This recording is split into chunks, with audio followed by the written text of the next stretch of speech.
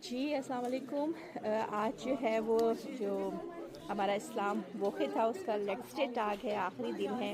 और एक चीज़ जो मुझे आप लोगों को दिखानी थी वो ये स्टॉल था। ये भी माशाल्लाह से बहुत बिज़ी रहे, हम भी बहुत बिज़ी रहे, बहुत अच्छा रहा।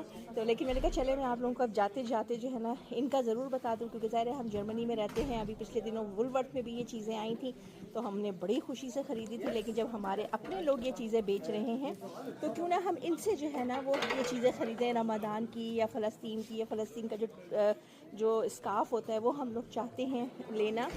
तो चले इनसे पूछते हैं कि इनके पास कौन सा, मतलब इनका अगर ये ऑनलाइन भी है इनका बिज़नेस, तो हम इनसे पूछते हैं। या बिटे schön, अस्सलाम वालेकुम। Walaikum Salam. Hallo zusammen, Assalamu alaikum. Ich bin Yusuf. Wir haben unsere Firma Nachbar, unseren Online-Shop vor ein paar Wochen gegründet. Wir verkaufen jetzt hauptsächlich gerade Ramadan-Dekorationen, Palästin-Artikel. Wir haben auch Schal.